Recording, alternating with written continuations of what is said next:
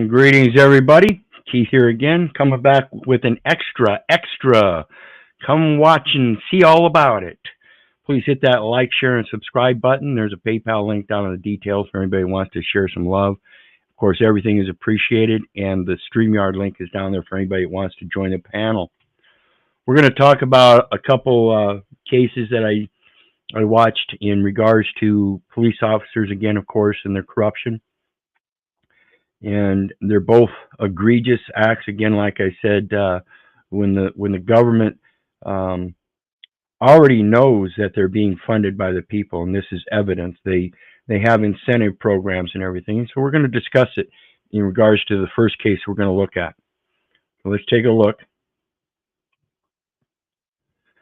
This one here is Evil Cop Realizes He Ran Over Someone is the title of the video. And there's 3 different cases in here that it discusses. We're not going to talk about the first one, but the next 2 we will. And what we're looking at here is this second case that we're going to go over is a matter of drug interdiction. And there's an interdiction program, and the assumptions are based on profits. And I'm going to show you that. Unlike this next case, where a deputy decides to frame an innocent woman for possession of narcotics when he thinks nobody's looking. All right, so you are going to jail today for possession of methamphetamine.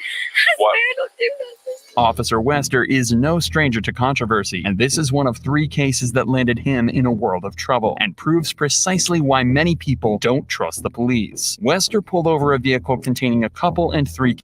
You should never, ever trust the police. It tells this in the scripture to trust no man.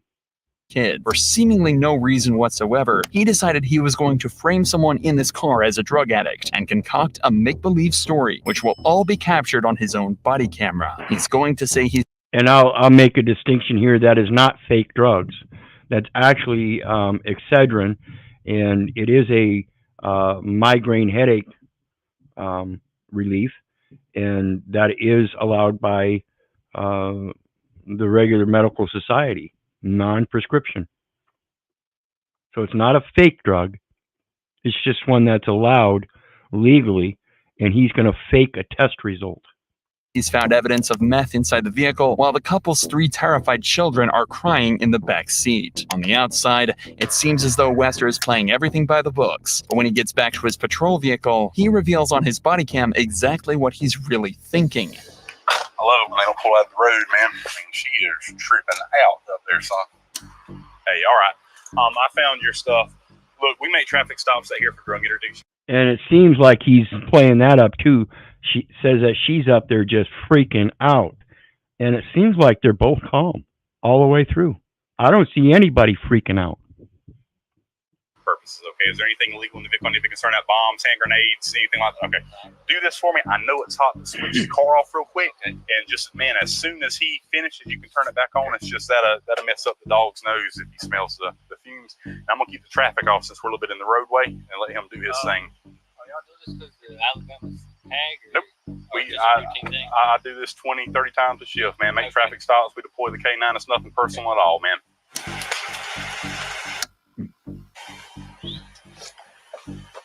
Boy, more at? In Florida, police don't necessarily have the right to search your vehicle, but if a K9 unit was to detect the scent of drugs, then that gives cops the probable cause they need to perform a search. But there's an argument about the reliability of K9 units and the ability for cops... And the ability for cops to do what? Let's slow this down a little bit. Pay attention to what the officer does with his hand. Too simply.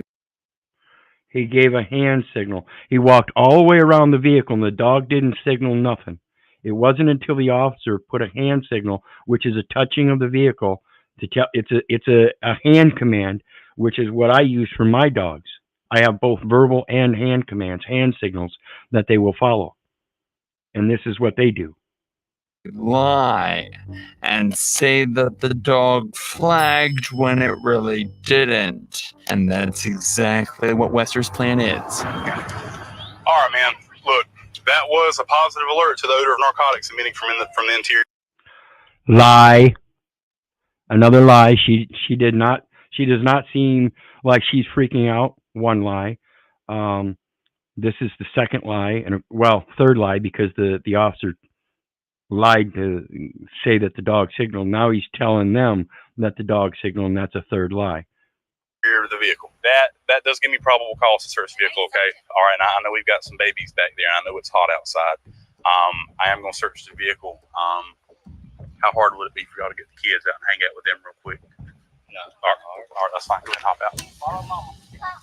That's right, man. By the cop car. Y'all just hang tight.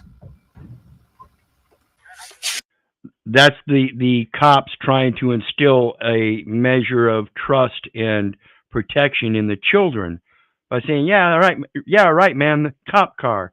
Like, everything's going to be okay back there, but right now we have a problem with your car. The language is the problem, folks. Learn what's happening.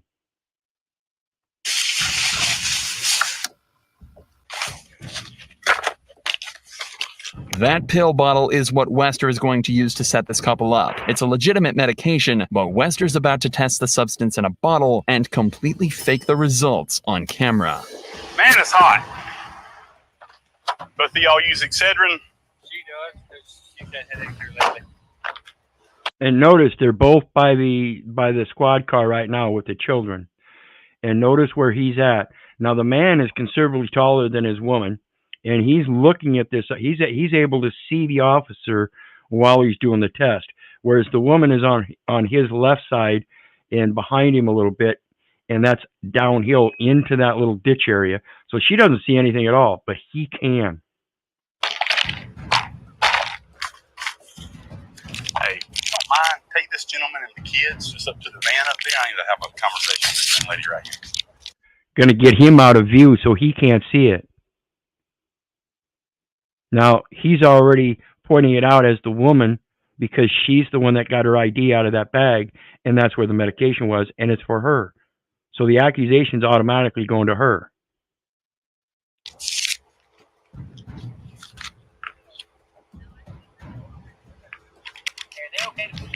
Yeah, absolutely. And they can turn the air on. That's fine.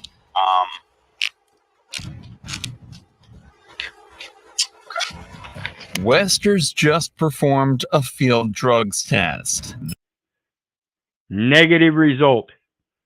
Negative result. If it's going to result in positive, it usually turns blue or purple.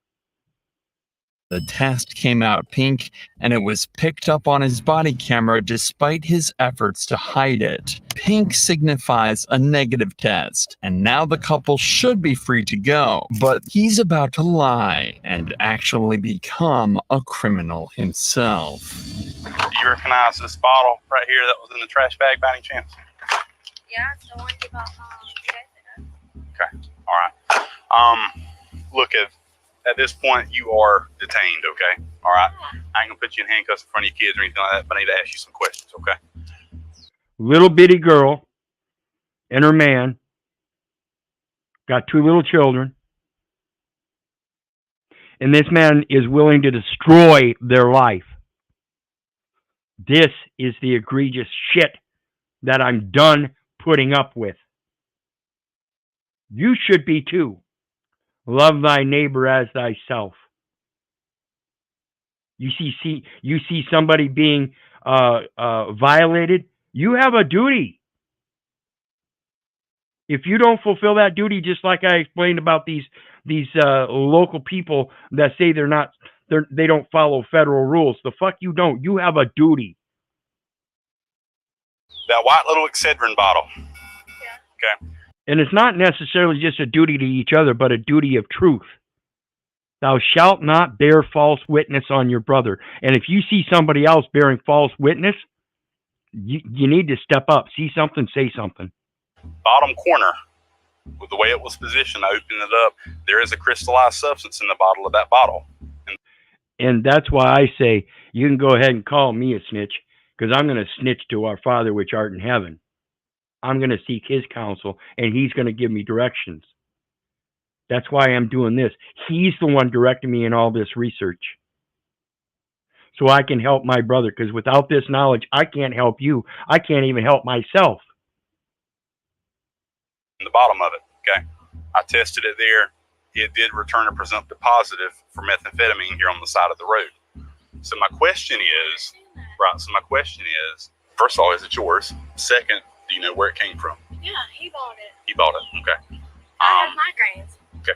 When did you put that bottle in the bag, or did you put the bottle in the bag? We just put it in there today. Is there anything on you?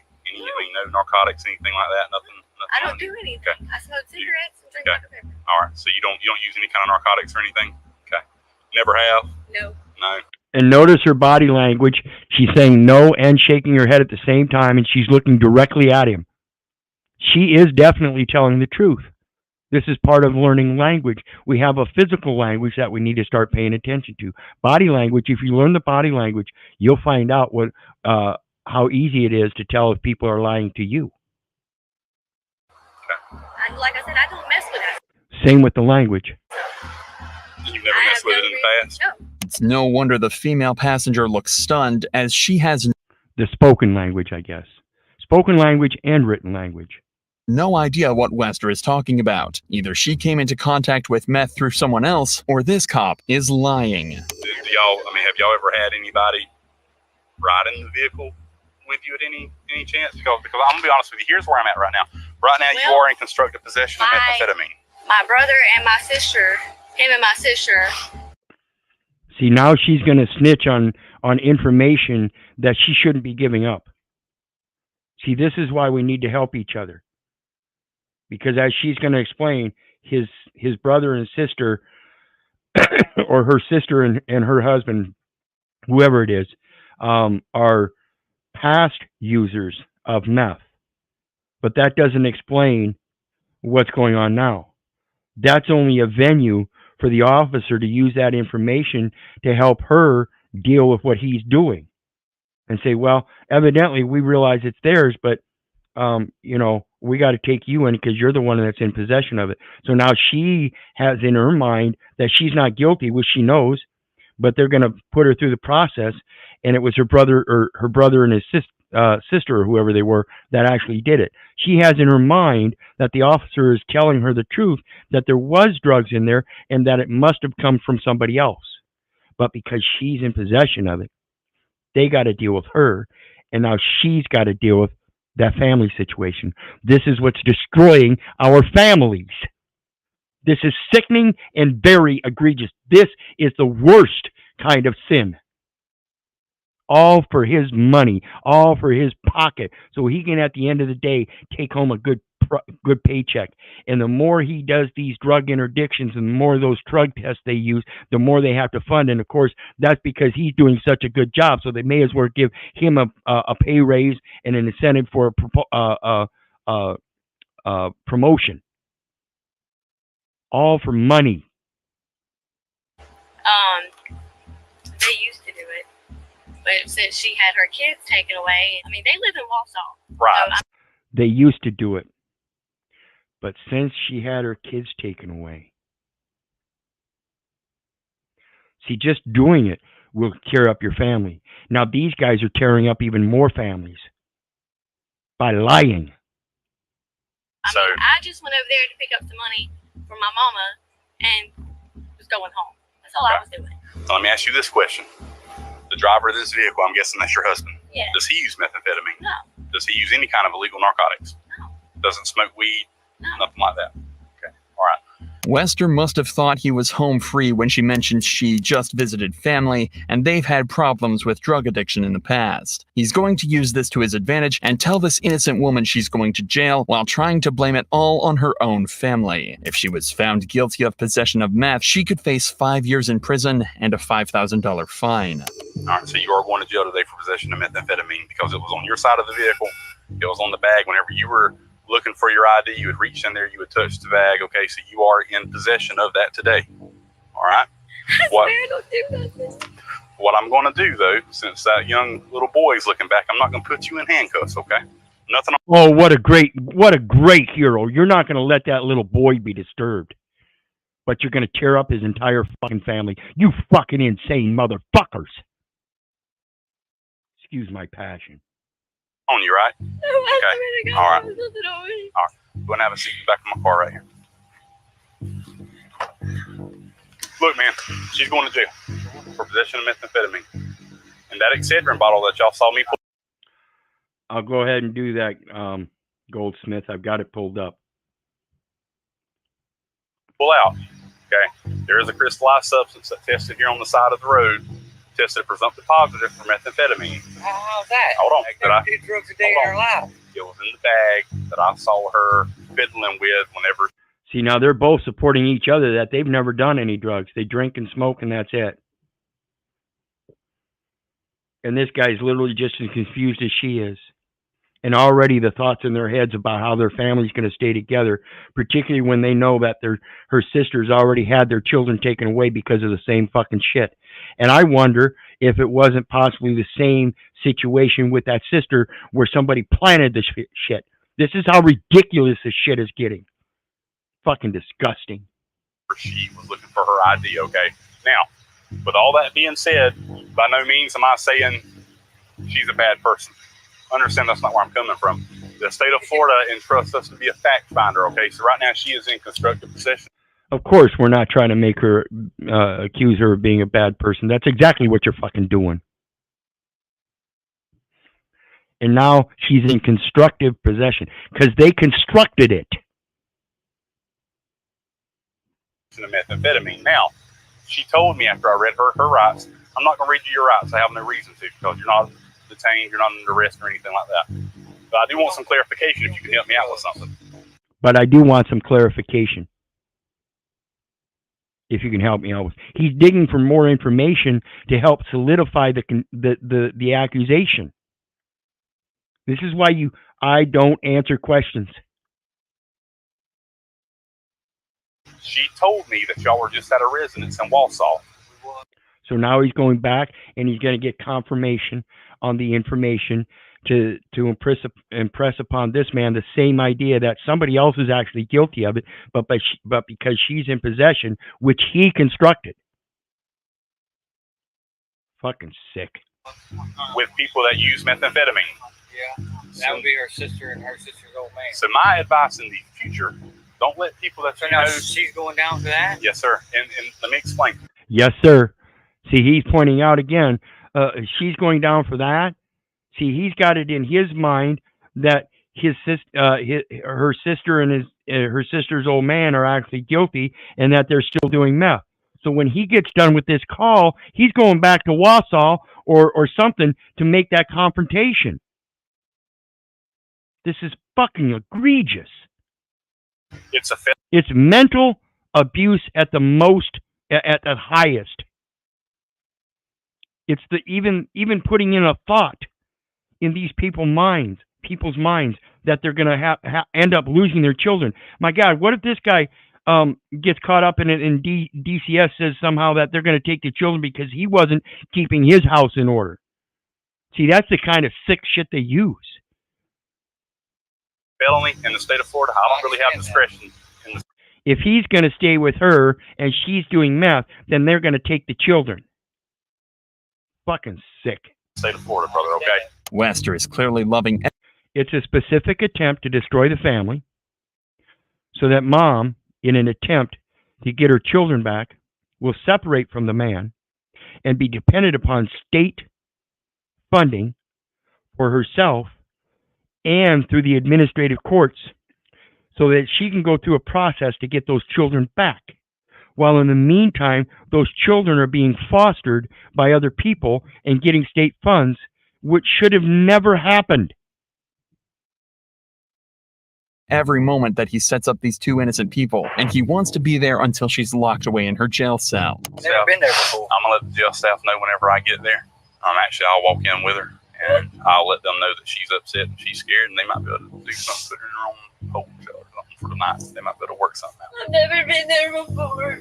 Right. Listen, man, I want your word that you'll be careful if you let around that damn vehicle. Yeah, in the car, we're okay? not going back over there no more. Okay. We're not. See? Already separated. It's already in his mind that they're not going back over there anymore. Already separated the family because of his fucking lies.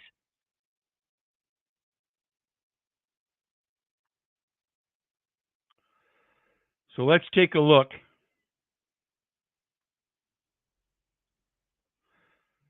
3 strategies to get grant money for narcotics detection tools. Consider federal, state, and local programs for equipment purchases or to fund a specific program or collaborative effort. Don't tell me these motherfucking local municipalities don't deal with the federal government. It's a collaboration for profit. It's a United States business. Whether you are a police officer, sheriff's deputy, investigator, corrections officer, parole, or probation agent, you know the dangers of narcotics exposures to yourself, your fellow officers, and the community you protect every day. Yet the case law says they don't have any duty to protect, but yet they're going to pose out here that they're protecting by lying and then telling the kids, yeah, over by the cop car, we'll keep you safe and protect you, you ignorant fucks. Given the current opioid epidemic and the danger of exposure to fentanyl and other potentially lethal narcotics on the job, it's especially important to follow proper protocols and have the right gear on scene to protect against inadvertent exposure. Inadvertent exposure to what? Prescription drugs? Over-the-counter migraine medicine? In addition to wearing gloves and face masks, trace detection devices can be first line of defense used before entering a scene where fentanyl is suspected. For example, the portable ion scan 600 from Smith's Detection brings the technology used in airport screening into the field for law enforcement use. In addition, tools like the handheld Target ID and Ace ID from Smith's Detection can help you rapidly identify unknown substances like fentanyl and many of its analogs. Seek equipment purchase grants. You got to seek the equipment purchase grants for all those drug tests and all of the follow-up with the local hospital to assure that that drug test was done right. Oops, did they forget that part? Justice assistance grants are one of the largest sources of grant funding to support law enforcement equipment purchases, officer safety and wellness, collaborative prosecution, and drug violence reduction are among the priorities of the use of JAG funds. JAG funds. And it's for officer safety and wellness, collaborative prosecution, and drug violence reduction. So it's not for your safety. Do you understand? Many local municipalities across the country receive local allocation directly from federal government based on their share of their state's 3-year violent crime average. So when it comes to places like Waterloo, Iowa, like I said, has a crime rate across the board that's higher than the national average, it's because they're seeking those such funds for those tools and equipment, based on the fact that those crime rates are probably false. See, if these people are out here violating you, they're the criminals. They're the ones committing the crimes, but they're covering up all of their crimes to individually assert that you're a criminal. The more people out there they can get through the system as if they're criminals, the more it makes them look like they are enforcing the law. While at the same time, the damn crime rate's going up because they're entering the false data elements. Fucking sick. So let's take a look at the next one. This is strategic assumptions. And as I've got something highlighted down there, I'll show you. This is from the National Interdiction Command and Control Plan, the White House, Executive Office of the President, Office of National Drug Control Policy. Again, it is not law, folks. How many times do we have to show you this?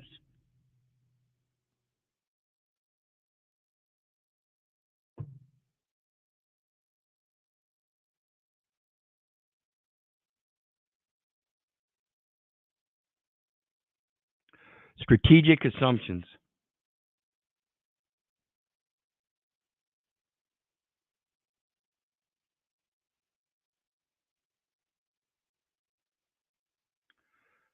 The plan, again, it's not a law, it's the plan, requires NDCPAs, along with other relevant federal agencies and departments, to develop and coordinate their counter-drug efforts to maximize the effectiveness of interdictions in support of Biden-Harris administration's supply reduction priority. To support that, the plan makes several key assumptions. Reducing the supply of illicit drugs in the United States by disrupting the illicit drug supply chain will relieve pressure on our public health efforts. Now, if this is their plan, then why are they stopping people on the side of the road, doing a search, finding this, lying about it? That is not a drug supply chain. That is a drug user by reference. And you're making a false accusation that she's using drugs. You didn't find any quantity. That wasn't an effort to relieve our public health efforts as it relates to a supply chain of illicit drugs. Allowing our historic effort to prevent drug use and increase access to evidence-based treatment. And increase access to evidence-based treatment. So the evidence shows that they've been convicted of a drug charge that was false to begin with, and now they're going to treat it based on that evidence. I don't answer questions. Harm reduction and recovery support services to take hold, and increasing the potential for sustainable success over time. Sustainable success of the plan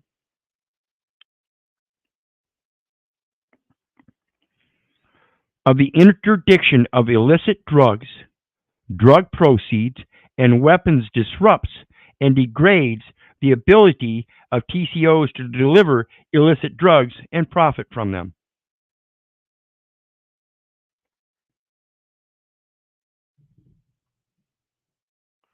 They're merely taking over the profits.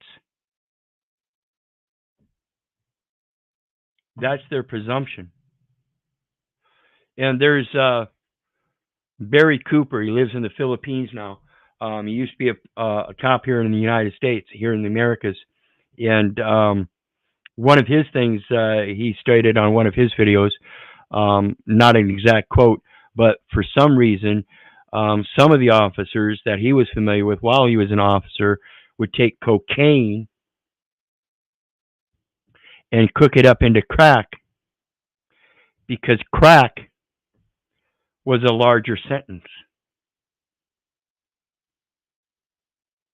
This is sick shit.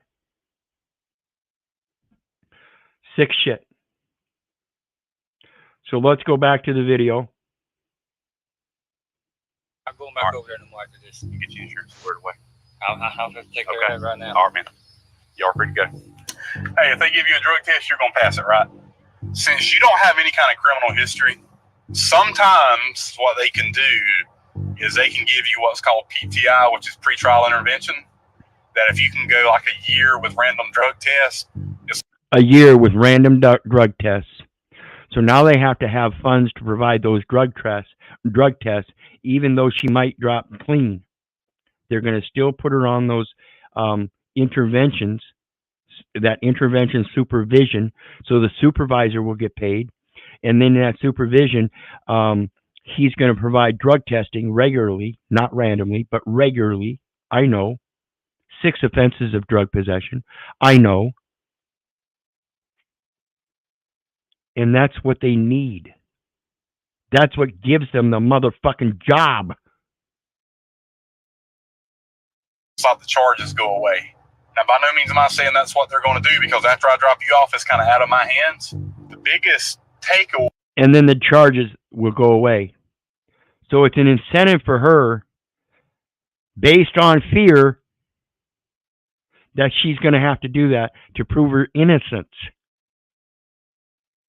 To prove her innocence. Because they supposedly have evidence.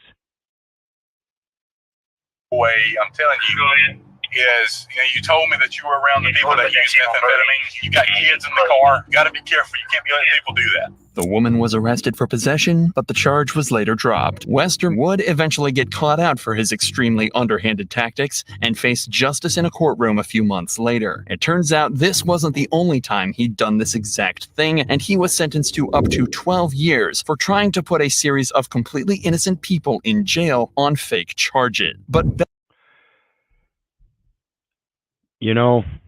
when it comes to things like this, and these people are supposed to be knowing of the law, and ignorance of the law is no excuse, and when they blatantly violate that law themselves a number of times, I urge those sentences to be increased.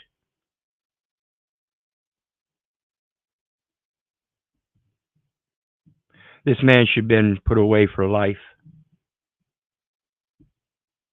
You destroyed the life of every member of the families that you tear apart. You destroy their lives. You turn them into ugly old people like me that will sit here and run you down for the fucking awesome motherfuckers you are, for the Satan that you work for. You do a great job. You fucking heathens. If it were up to me, you would be in life in prison. But I don't judge another man. That judgment day will come for you. And may he hold you to the fire. begging a fellow officer to turn off his body cam is significantly dumber than what Wester tried. Yeah, we're hot. It all starts with a 911 call about a trailer that's been reported stolen in broad daylight. This trailer's worth $10,000 and its size makes it easy to spot. But what makes it even easier is the damage it sustained as it crashed into a gate during the escape, causing visible marks to one side of the trailer. An alert is sent out to the local police and the trailer is found in no time at all. Step out. Step out, put your hands on the car. This trailer's showing stolen. Oh, I didn't steal it. Okay, that's what you got pulled over for. Well, That's why you're detained, and I'm I'm trying to figure out what's going on, okay? This guy said I could stay in this trailer right here. I don't know nothing about it. All right, well, we're trying to get your ID. We're going to walk. And in this video, we're gonna see the two extremes of officers. And that's why I can't say every officer is bad, but it's getting to the point where, you know, that's exactly what it seems like. But there are rare instances that we do find, like this one. Please pay attention. There's an officer on both extremes, one that is egregiously violating, and another one that is patently standing up for us. Well, I guess I can't say for us, but at least for his own integrity. He's at least standing up for his own integrity. The man has some kind of trust foundation, at least in himself, to maintain truth, and that's the priority element we're speaking about in every case. Go back here. We're going to have a seat in my car for just a minute, and we're going to get this figured out. Understood? All right. So far, everything is being done by the books, and these cops have probable cause to pull the driver over, who denies stealing the trailer at all. But this traffic stop is about to become very personal for one officer, who could face some seriously difficult questions for turning his body camera off while at a crime scene. Male driver, female passenger. Turn off your body cam. Can you record it? Yeah, we're hot. Turn it off. We can't shut it down. We got 10-15s. It's okay. Everything good? Just shut it down for a second. Or somebody shut it down and talk to me real quick. All right. Well, everything is it the victim? What? What's the problem? Shut your shit down and talk to me, please. Man, Tim, will you stand right here fine with her? Yes, I sure will. All right. Yes, I sure will. Gonna back him up. He was an officer standing there listening to him, specifically say things that are a violation. But now he's going to turn up. He's not standing up and saying, no, we're not going to. He's yes, sir. Turn it off. We can't shut this shit off, dude. Just, I don't give a put it on my foot or something. I need to talk to somebody real quick. Okay. I don't give a fuck. I don't give a fuck. He's in his feelers. Pay attention. He's got certain personal things going on, and he says, "Fuck the violations, fuck the policy. I'm going to violate them because my person and my personal issues are more important." His person is subject to that policy. Fuck that. I got something personal going on. Really? See, that's babble. Is something screwed up with the case, or is it something personal? It's personal? Okay. It's personal. It's not private. It's personal.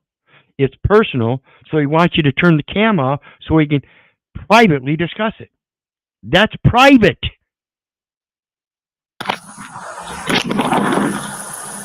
Body cameras are not only crucial in providing evidence in court, they are key in maintaining transparency and trust within communities. But it's unusual for a cop to make a request like this. But his fellow cop refuses to comply, only putting his body camera down to find out what the problem is. Okay, all right, we'll handle that. That's not a problem. That's personal, we'll handle that. That's nothing to do with the case. All right, let's go up here. Let's slow it down. And let's go get a statement from him. We'll deal with that in a minute, okay? Notice they had her being kept an eye on, and now he's going to go get a statement from him. I ain't shutting my damn body camera off. He can kick rocks. I ain't doing that shit. I ain't shut my body camera off. He can kick rocks. I ain't doing that shit. That's the one extreme versus the other extreme where the guy wants him to, demands him to shut it off. Fuck that. This is personal. And these two guys, you know, they're obviously from a different department, but they're still standing back. If they were supporting this guy that said, fuck that, they should have stepped up too. They should have stepped up and backed up this guy claiming that he's not going to shut it off. This guy doesn't even have one. He's got his mic on there. This guy doesn't have one. Pathetic. I was here during the 2017 debacle. I ain't shutting that shit off. It was never confirmed exactly why the cop wanted the body cameras turned off so much, but some people think it was because he knew the suspect and wanted to tell the officers to call the search off. That's an assumption at this point. And I don't know if there's anything gone on about it, but just the video itself shows that he is willing to violate people's rights. And at the same time, if he's got a personal acquaintance, he's willing to violate the policy in order to protect them and their rights. that cop did This is not what they're paid for. everything he could to avoid being caught on camera, unlike this next one who forgot to turn his camera off and made some truly horrifying comments. She went up on the hood, hit the windshield, flew off the car. But she is dead. This is Officer Otterer. But she is dead, and then laughs. This is their mentality. They don't give a fuck. It's all about the money. Pay attention. Laughing and joking about a woman who's been innocently killed by police. This footage was captured a day after a traffic incident in Seattle where a woman in her 20s was killed by a police car speeding to an emergency. The accident itself was nothing more than a tragedy, as the officer 74 miles an hour. driving was doing over 70 miles per hour, responding to a call that was described as high priority. I'm sure. He was good. He says, well, normally we don't give voluntary statements. And I said, hey, you're going to have to decide if you wanted to give a statement or not. But it does not seem like there's a criminal investigation going on. He's going 50. He's going 50. See how they changed the facts for themselves? It's not out of control. That's not reckless for a train That's not reckless for a trained driver. But 74 is. On a 25 mile an hour city street. driver. Initially, he said she was in a crosswalk.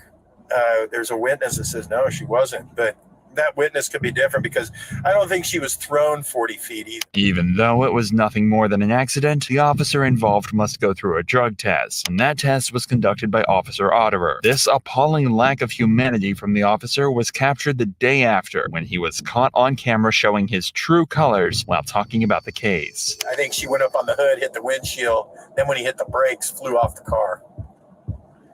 But she is dead.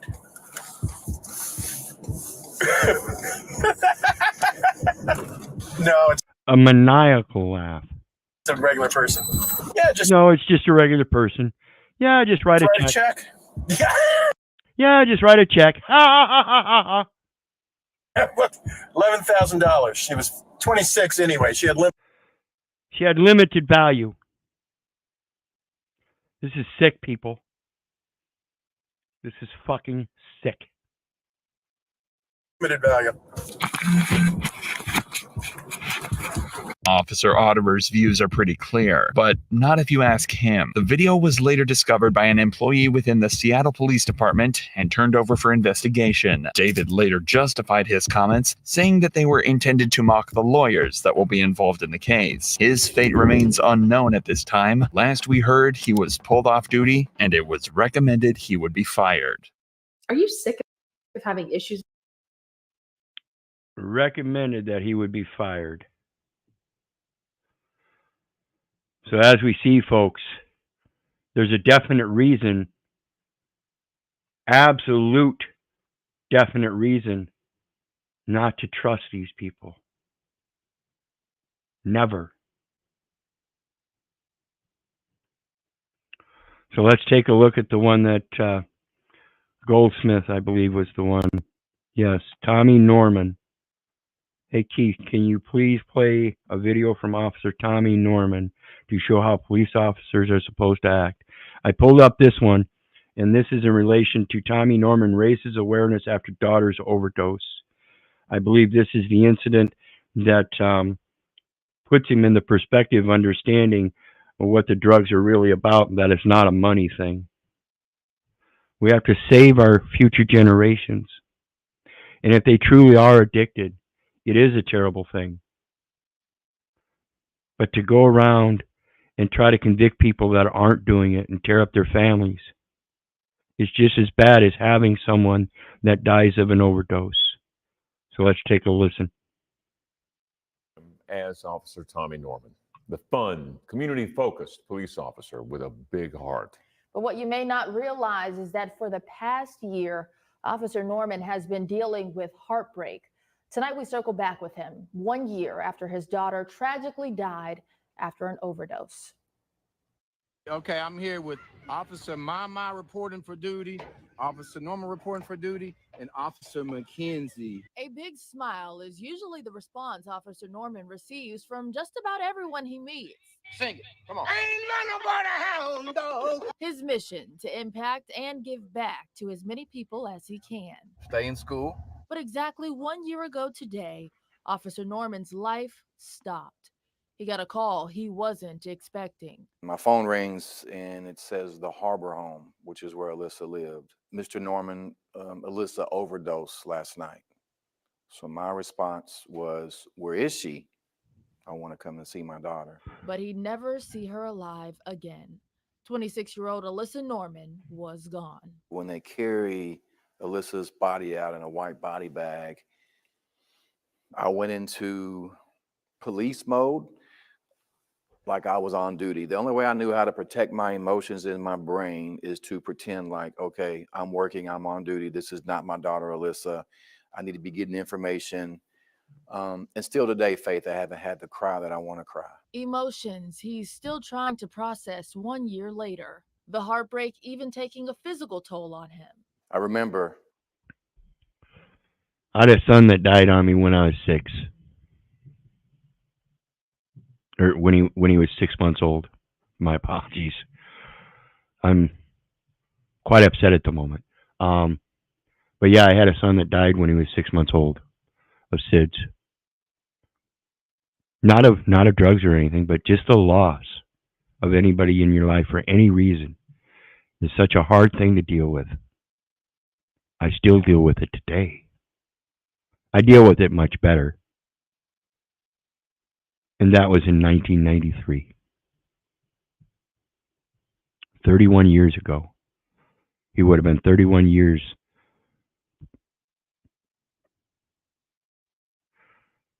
It'll never pass. You will always have that in your mind, your heart, and your soul.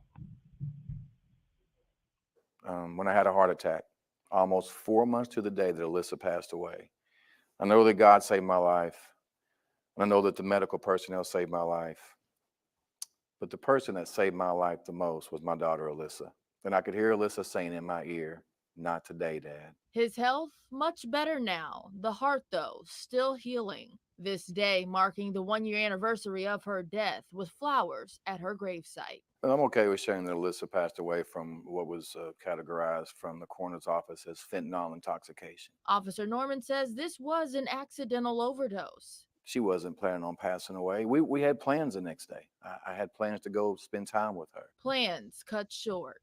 Here are a few of their last messages. Screenshots of an I love you and an I love you more exchanged between the two. But now the only I love you Officer Norman hears is this one.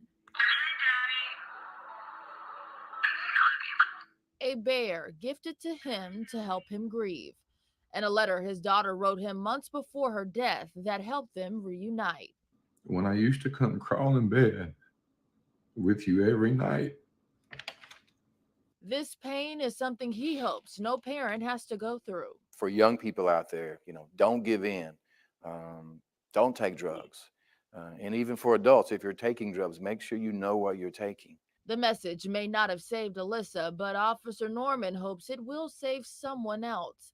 And he says it has. I've had drug addicts reach out to me privately and say, hey, because of your daughter's story, I've stopped using drugs or I've gotten help. And it brings Officer Norman solace, knowing she was working hard in her last days. Recently passing her real estate exam, getting baptized months before her passing, and being a mother to her son. The fact that people still talk about her today, it means a lot to me. It means a lot to her family. You know, wow. Craig, we do so many stories, but some of them just stick with you. Mm-hmm. And this is certainly one of those stories. And of course. Absolutely. Absolutely. One of those stories that I hope sticks with you.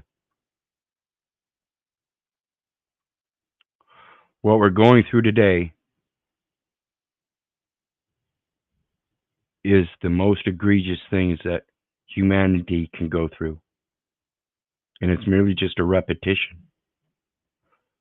We have to learn how to step up, stop the insanity.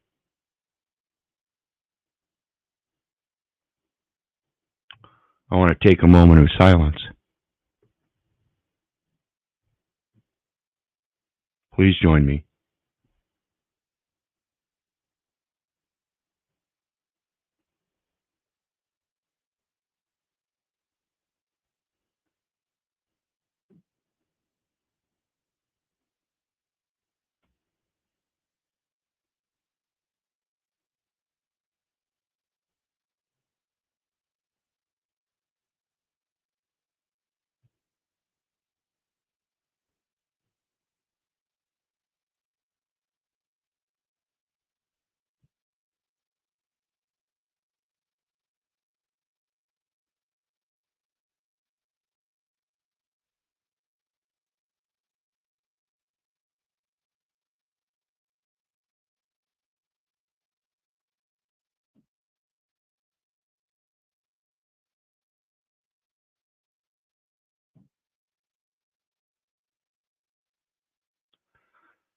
I want to thank everybody for your support.